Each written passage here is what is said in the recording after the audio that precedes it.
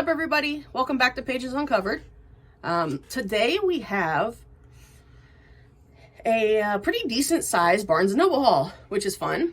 At my job, we've got this like rewards point type program where people can send you points for, if you do something good, or if, just they want to be nice and just send you some points. It's pretty cool. And I've cashed in a lot of points and ended up getting $175 worth of Barnes & Noble gift cards. Amazing, right? So we've got, let's see if I can just hold the stack without showing you the titles. We've got quite the haul. We got 13.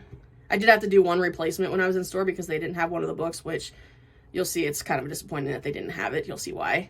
But let's just get into it. I'll share everything I got, and we will go over the synopsis on the back of the cover together.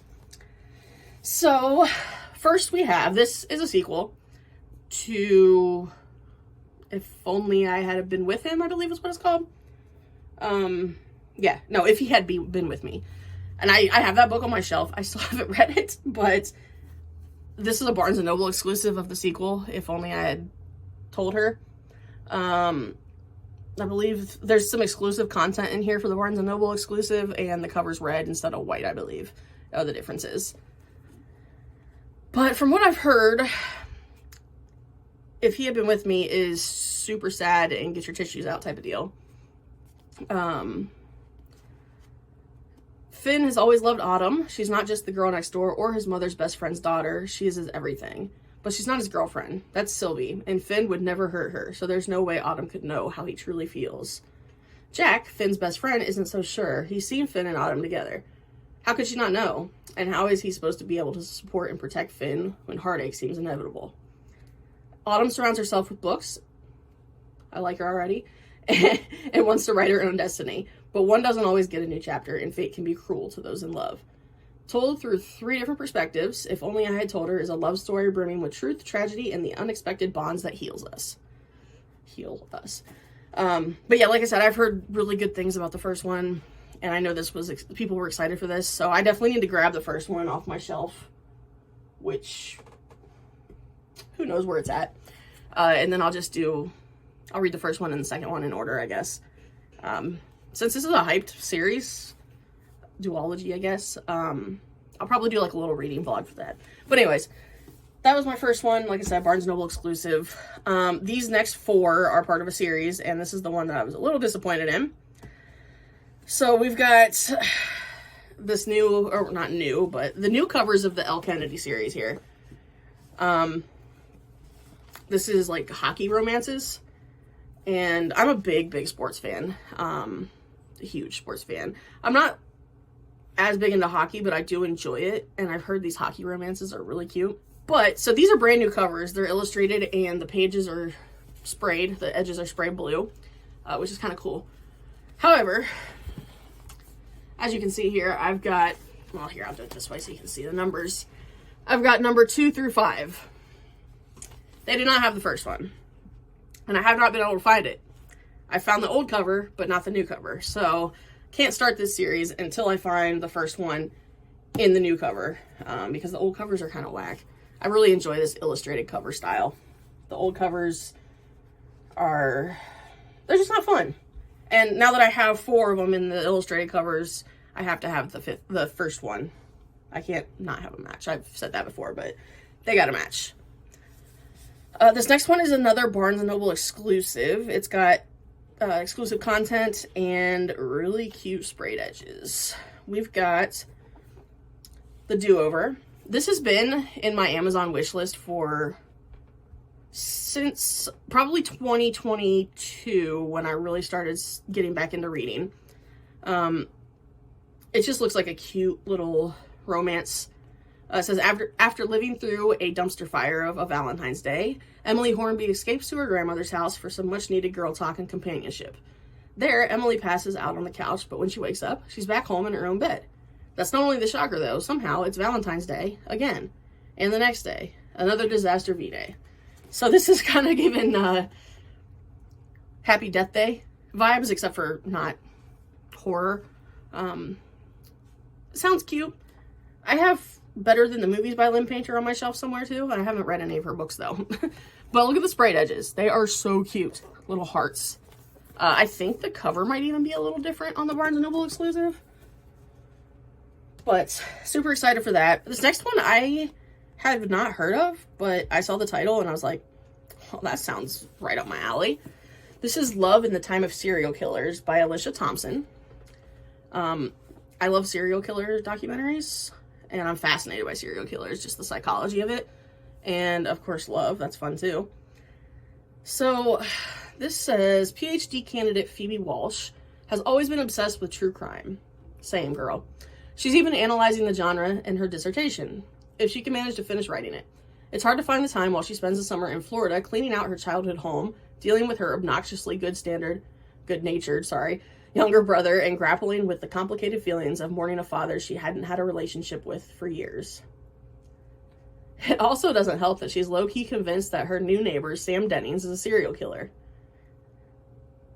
He may dress business casual by day, but at night he's clearly up to something. It's not long before Phoebe realizes that Sam might be something much scarier, a genuinely nice guy who can pierce her armor to reach her vulnerable heart.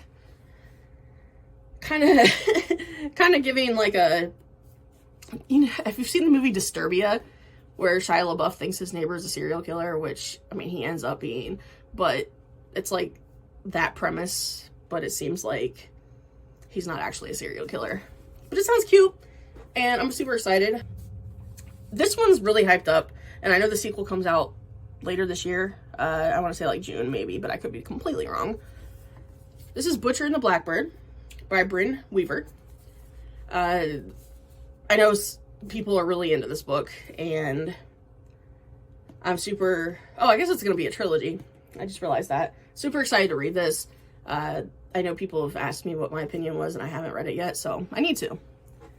I really need to start reading these more hyped up books as they come out, so that I can participate in these discussions. So this is, oh, right up my alley again. Every serial killer needs a friend. Every game must have a winner. Kind of sounds like Saw vibes, maybe. When a chance encounter sparks an unlikely bond between rival murderers Sloane and Rowan, they find something elusive. The friendship of two like-minded pitch-black souls who just happen to enjoy killing other serial killers. Ooh, sounds fun. But yeah, I'm super, super excited for this. Next one, this just came out recently. I think last week or the week before. And this is going to be my first book by this author. She is super popular.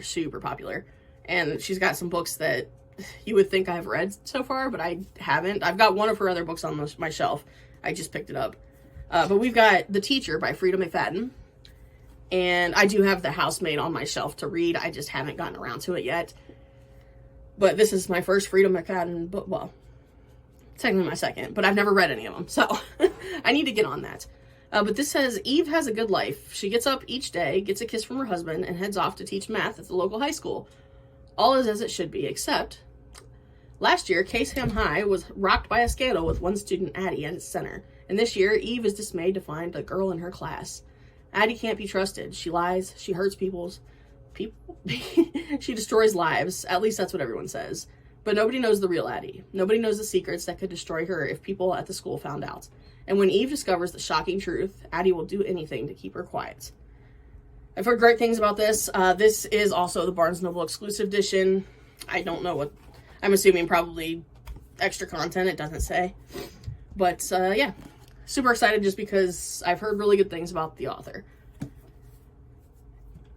Next, we have another book that I've heard is quite the tearjerker, and another one that's super hyped up. I've been meaning to pick this up for a long time. It's been on my Amazon wish list, and I finally picked it up. This is 1,000 Boy Kisses by Tilly Cole. It says it's got exclusive bonus material. Not really sure what that means. Oh, it's got the playlist. That sounds fun. Never go wrong with a playlist in a book. But yeah, so this one boy, one girl, a bond that is forged in an instant and cherished for a decade, a bond that neither time nor distance can break, a bond that will last forever, or so they believe. When 17-year-old Rune Christensen returns from his native Norway to sleepy town of Blossom Grove, Georgia, where he befriended Poppy Litchfield as a child, he has just one thing on his mind. Why did the girl who was one half of his soul, who promised to wait faithfully for his return, cut him off without a word of explanation? Like I said, I've heard really good things. Believe the sequel, I don't think it's released yet. I think it's coming out soon, and I do believe I've got it pre-ordered. So I was like, I need to pick this up so I can read it before I get the pre-order in. But another one that's hyped up pretty big. People are always talking about it. They say it'll wreck you. And who doesn't like to be wrecked sometimes by a novel? So that one is 1,000 Boy Kisses. We only have 3 more. Sorry if this video is a little bit longer, but like I said, it was a pretty big haul. This is another one that is super hyped up. I kind of went with the hype train this haul. This is Assistant to the Villain. This one says, with ailing family to support, Evie Sage's employment status isn't just important, it's vital. So when a mishap with Renadon's most infamous villain results in a job offer, naturally she says yes. No job is perfect, of course, but even less so when you develop a teeny crush on your terrifying, temperamental, and undeniably hot boss. Don't find evil so attractive, Evie. I've heard really good things about this. My boss said that it's great, and she wants me to let her know how it is when I'm done reading it. Like I said, my TBR is out of control, so I'll get around to it eventually. I swear. Next one we've got, I haven't heard what this is technically about, but I've seen it everywhere, and I know it's got a sequel. It's part of the Sinners duet. This is There Are No Saints by Sophie Lark. It says, she knows he's no saint, but she has no idea she's dancing with the devil. Cole Blackwell values control. He's the hottest sculptor in San Francisco, wealthy, successful, and respected. His only weakness is the dark impulse he carefully conceals. In truth, he's not just an artist, he's a predator, and the city is his hunting ground. Mara Eldritch is a nobody. Broken, damaged, she works 3 jobs while creating paintings nobody will ever see. When a chance encounter throws Mara into Cole's path, her escape from certain death fascinates Cole. More than that, it fixates him. Who doesn't love a very intense, I want to say stalker vibes, but not really, just like obsession vibes. Yeah, that's the word I'm looking for, obsession. I'm super excited to read this. Right up my alley.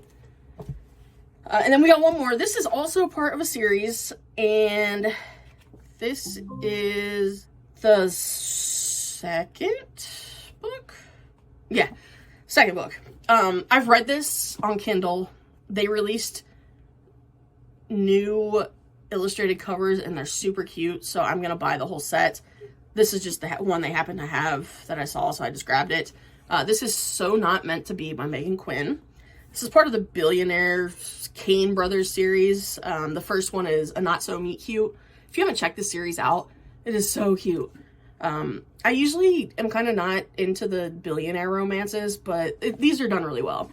Super cute. I haven't read the third one, which I should have just picked that one up, but I think I got the titles mixed up. So I want to buy them all anyways, because like I said, these covers are really cute.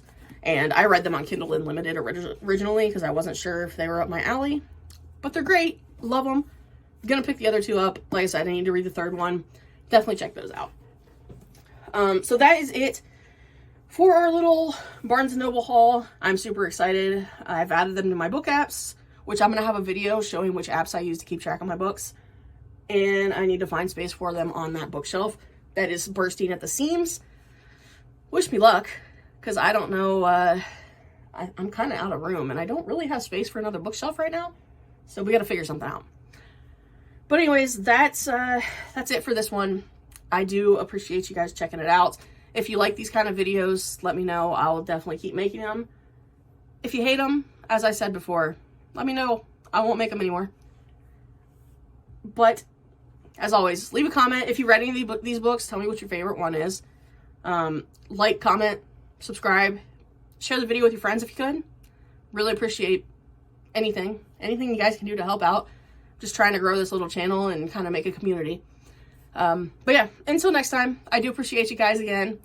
Thank you for checking out Pages Uncovered. And until next time, have a great day, guys.